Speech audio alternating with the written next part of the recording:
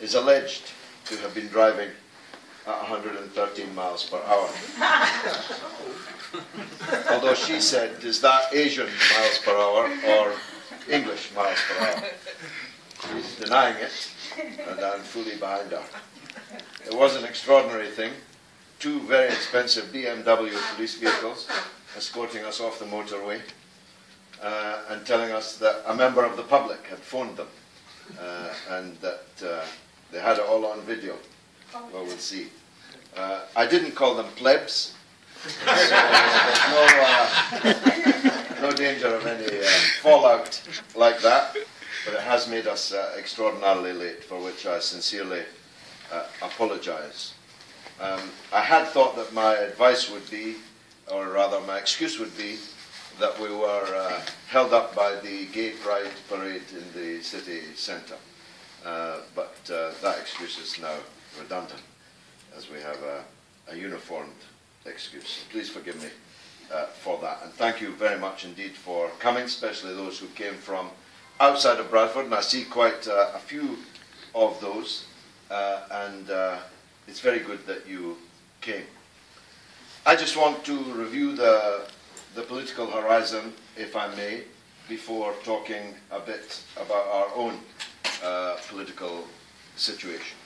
Let me illustrate, just in the last week of my diary, 7 days, the kind of things that we are doing.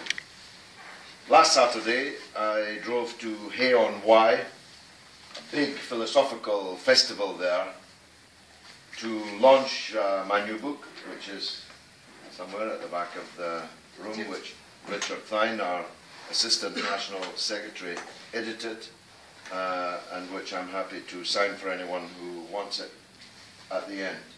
I made 3 speeches at this festival. One of them was with Stephen King, who turned out not to be the science fiction writer, but a very, how shall I put it? I don't want, as people are filming this, I better be careful. But a banker.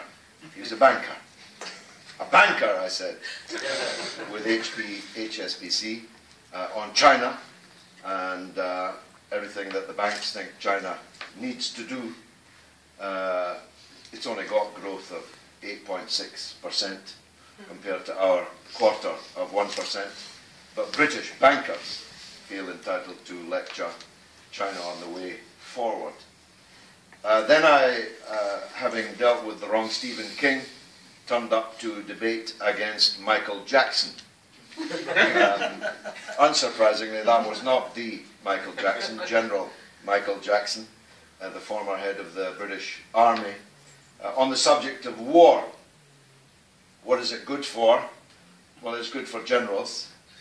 And in fact, just as a mere aside, when I spoke about the First World War, the general pointed out to me that actually the generals had made a very great sacrifice in the First World War, and they had lost 150 generals. I didn't know that, I concede, and I acknowledge it. The problem is the 150 generals sacrificed hundreds of thousands of others for nothing. And the anniversary of the First World War has been something I've been keen to intervene in, believing as I do that the First World War was the greatest crime the British ruling class ever committed against the British people, and they have committed many, but they sacrificed hundreds of thousands, the flower of a generation, in a quarrel between 2 cousins, 3 cousins as it happens, all with the same grandmother, Queen Victoria. And we gained nothing and lost much blood and treasure in that. So having dispensed with the general, I gave a talk on Scottish independence. And here I want to make a more serious point, because I have heard it said in Bradford, why is he going around speaking against Scottish independence? Well, there are many reasons. But one of them is that cities like Bradford will experience a catastrophe if Scotland becomes independent. If Britain breaks up and you take 99% of the Scottish MPs out anti-Tory as they are, only one Tory MP in the whole of Scotland, unfortunately his constituency is called Galloway, one Tory, there's more pandas at Edinburgh Zoo than there are Tory MPs in Scotland. If you take 99% of the Scottish MPs, anti-Tory MPs, out of Westminster, do the maths, you're giving the Tories more than 50 MPs at a start in the subsequent English election. And I don't know about you, but I'm not sure Ed Miliband can even win in the current House of Commons, in the current UK. I'm certain that he could not do so if the Tories were given 50 MPs of a start. And if Bradford has to live for the next 30 or 40 years under permanent right-wing Tory rule, with no prospect of that Tory rule being defeated, then I don't know what will happen to cities like Bradford in the post-industrial north and in the former industrial areas of the country. The Tories will see the grass grow on the streets of cities like this. They will the grass to grow, hoping, as they once hoped of Liverpool, that everyone would actually leave it and then you could knock it down. So if anybody in Bradford asks you, why am I trying so hard to stop the breakup of the country, tell them that. Tell them that actually he's doing it for you. He's doing it for many reasons, but he's doing it for you, and it's his duty to do so. So that was my 3 days at the Hay on Wye Festival. Then I went to Belfast to appear on BBC One, Northern Ireland, the Stephen Nolan Show. Yeah, we saw you. It had been pre-booked, but on the Sunday before, a pastor I said, in his 4,000 congregation church, broadcast online to every right-wing, bigoted, fundamentalist Christian in the world that wanted to tune in. He said this: some people say that there are good Muslims in this country, but I don't trust them. Islam is heathen. Islam is the spawn of the devil, is what he said. And I don't trust the Muslims here with their devotion to something he called Sharara law. That's the problem with some of you, you see. It's not that you've got brown faces, it's that you follow Sharara law. It reminded me of that Small Faces number, Sha-la-la-la-la-la-lee. But it was Sharara law that had the pastor upset. People started sending me this sermon, but I ignored it. On Twitter you can track that. On the basis that all my life I'd been listening to pastors in the north of Ireland spouting such bigoted hatred. It used to be about Roman Catholics. It was the Pope who was the Antichrist. It was the Catholics that were the spawn of the devil. So I ignored it until the day before I was to go to Belfast, the chief minister, no less, the prime minister of what they call Northern Ireland, came out in full support of the pastor. I don't trust Muslims either, said the prime minister of a place that has 4,000 Muslims, shopkeepers, doctors, public servants, surgeons. I don't trust Muslims either, he said. He could at least say Sharia law. But he was not unequivocal. He said, well, I would trust a Muslim to go to the shops for me. I would trust a Muslim to give me the right change. But I don't trust this Sharia law that the Muslims adhere to. this became a matter worthy of attention. Because, of course, Peter Robinson, the man in question, believes that Northern Ireland is and should remain forever a part of Britain, or rather the United Kingdom of Great Britain and Northern Ireland. I don't myself.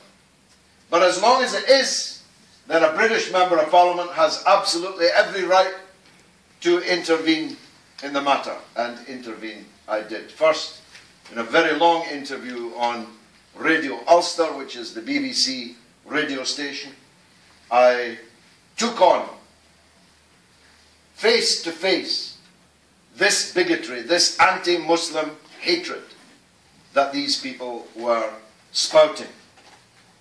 Now, some people in Bradford might say, what's he doing on BBC Radio Ulster? If you hear that, tell them I was defending the Muslims against hatred.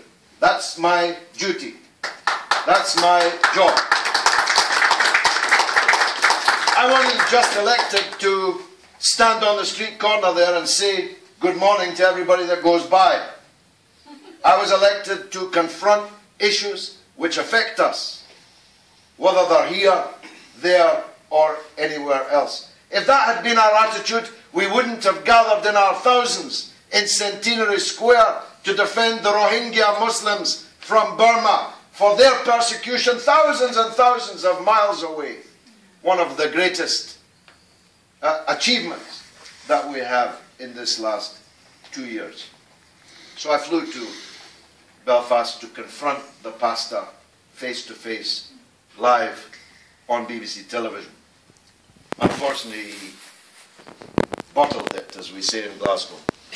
He refused to go on with me. So I went on right after him. And so successful has been that interview, which you can see anywhere, on Facebook, on YouTube, so successful, that right now, this minute, there are 10,000 people in the city centre of Belfast demonstrating against racism and Islamophobia. 10,000 people in a place where there's only 4,000 Muslims in the entire province. And I am snowed under, as anyone following me on Twitter. I can't keep up with the thousands of new people who joined my Twitter account, the thousands who joined my Facebook account, both of which are closing in on 200,000 strong. I'm snowed under with support from people, Catholic and Protestant, who are disgusted by the prehistoric behaviour of their political class. Now, I was in Belfast rather than Bradford, but it was right to be so. It was right. We don't recognise this idea that only local politics are what interests us. As I said on the television broadcast, I represent tens of thousands of Muslims in Parliament, and I'm not going to allow them to be spoken of in this way. I'm not going to allow them to be called people unworthy of trust. I'm not going to allow their religion to be called the spawn of the devil. I won't allow it. Whoever says it, I'll confront them wherever I can. Incidentally, it was the largest audience, not only that the Nolan show has ever had, it was the largest audience ever for a B1 Northern Ireland current affairs programme. So I'm proud of that. That's what I did in the week. And I think that the point I'm trying to make is twofold. First of all, we are scoring still remarkable successes. My diary proves that there's a huge appetite for the ideas and the stands that we make. There's a huge appetite for opposition to the war and its aftermath. Yesterday I spent 3 hours interviewing a very important Iraqi exile for the Blair documentary, for the film that hundreds of thousands, maybe millions of people in the world are desperate to see. The film that I'm making, The Killing of Tony Blair. And when the Chilcot, shabby, shady, cowardly deal was made this week, it was me that was in the front of the condemnation of the idea that we can set up a public inquiry costing tens of millions of pounds, taking 7 years to come to its conclusion, and that we're then told that we're actually not going to see the documents which we vitally need to see. We're only going to see the gist of them. Well, I say, and have been saying all week, stick your gist. We don't want your gist. We already know the gist. The gist is that our Prime Minister is dripping, ex-Prime Minister is dripping in the blood of 1 million people. That's the gist. What I want to see is the sweetheart language in which this satanic deal between Blair and Bush was sealed. I want to see Blair telling Bush in writing. I want to read the transcript of his telephone calls, 33 of them, to George Bush in the period under question. I want to hear it. I want to see it. We need to know it. It's ours. It belongs to us. It was done in our name, using our money. And Gordon Brown set this inquiry up, claiming that we would be given the full truth. And we are now to be denied it. I said in Parliament when this Chilcot Commission inquiry was announced and its membership was announced that it was a parade of establishment flunkies. And the flunkies have just flunked. I said, what kind of panel is this? We've never even heard of these people. And 2 of them were prominent supporters of the war. One of the 2, Martin Gilbert, described Bush and Blair as the Churchill and Roosevelt of our era. And yet he's appointed to a panel to investigate Churchill in the form of Tony Blair. I said, there's no soldier on this panel. What do these people know about war?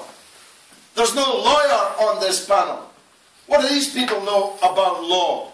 And there's no politician on this panel, when there were many who could have been, even acceptable to the establishment. Douglas Hurd, former Foreign Secretary, or Mingus Campbell, a Queen's Counsel there, you could have got 2 in 1, a Queen's Counsel and a parliamentarian. Where are these kind of panellists?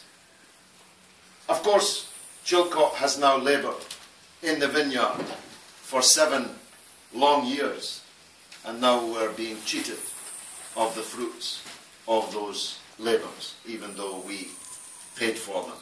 So that's just a week.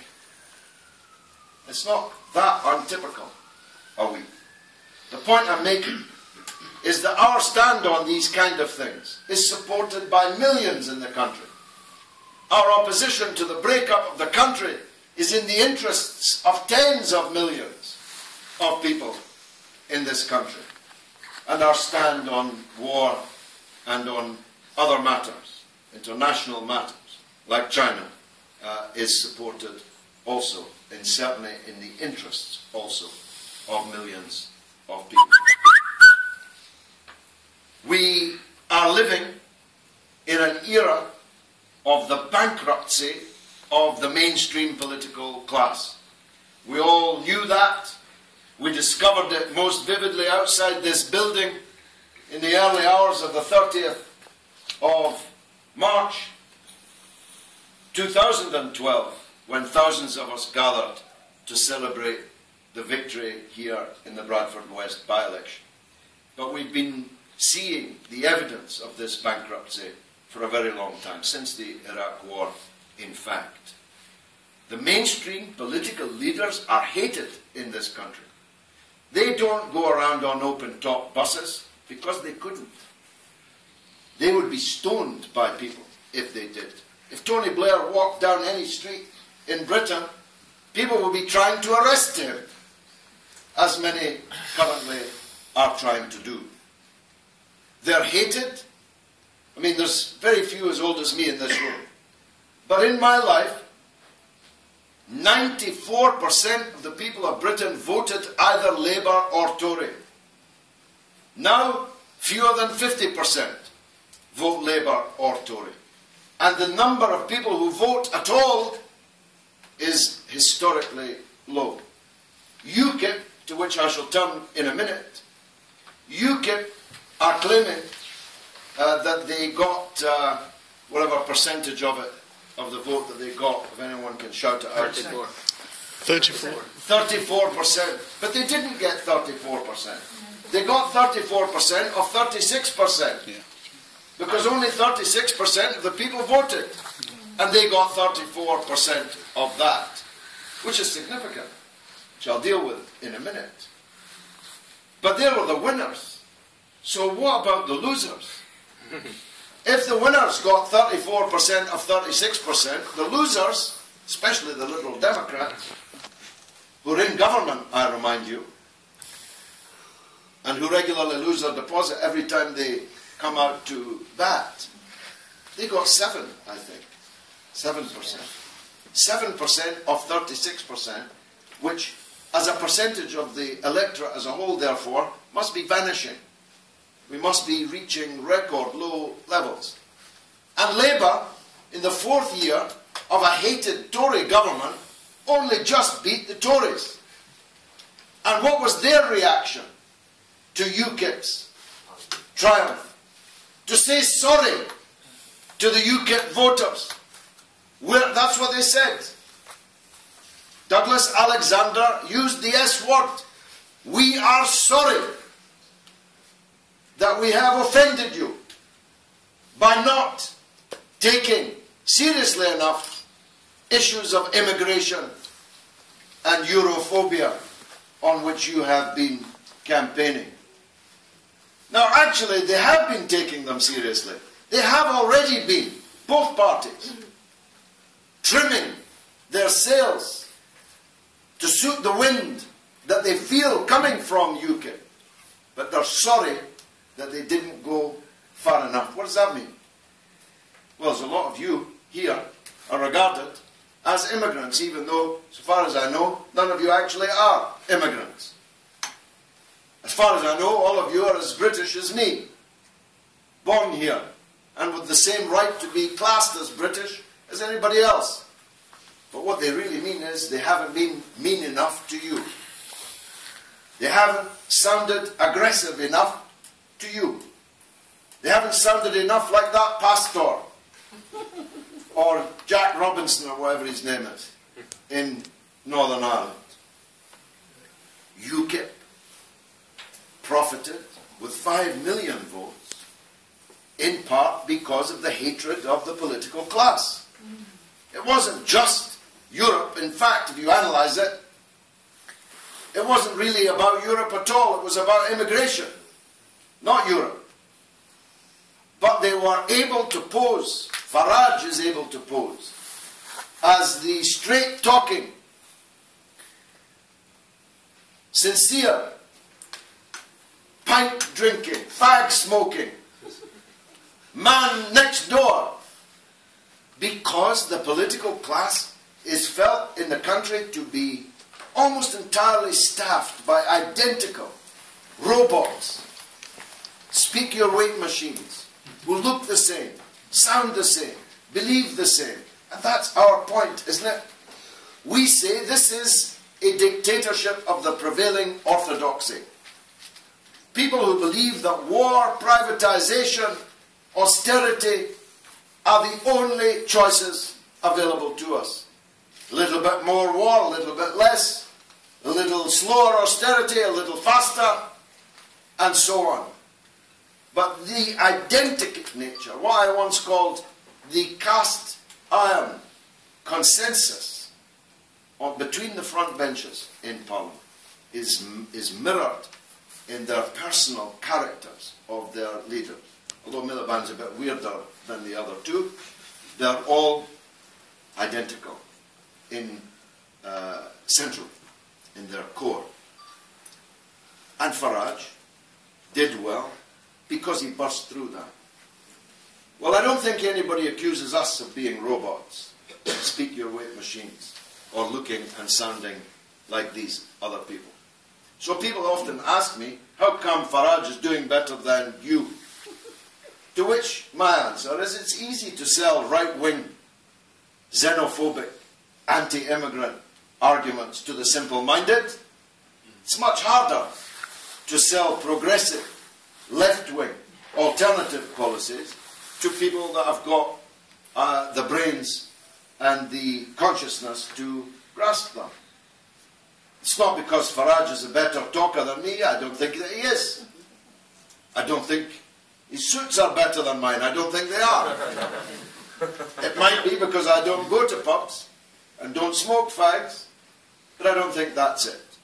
It's because our message is inherently, intrinsically harder to sell to the majority in this country than his.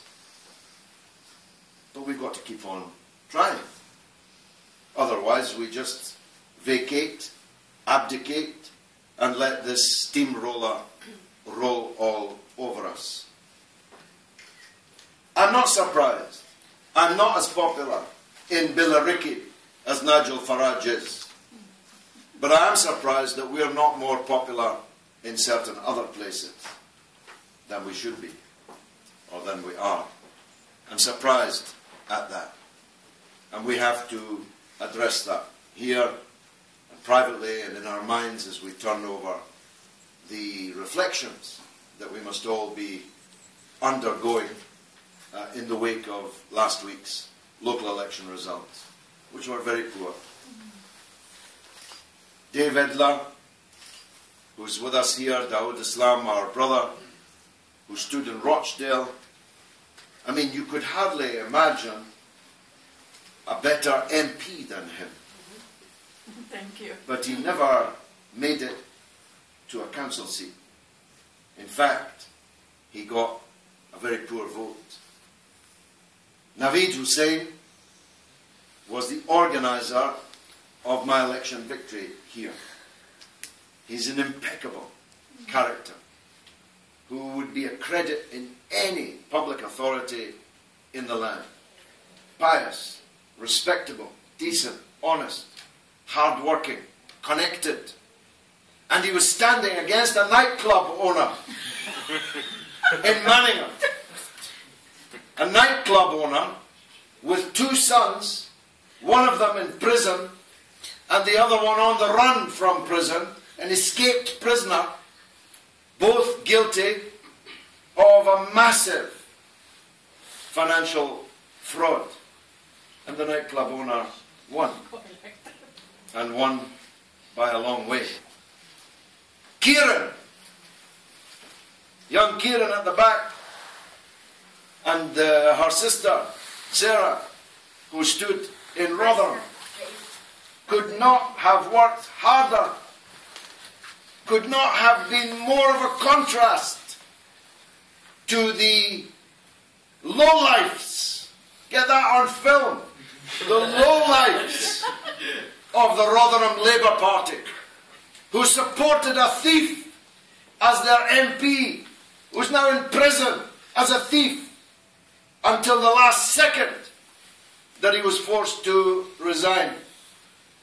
Councillors, Labour councillors now, I'm glad to say ex-councillors, who were convicted of criminal offences whilst sitting on police boards of control.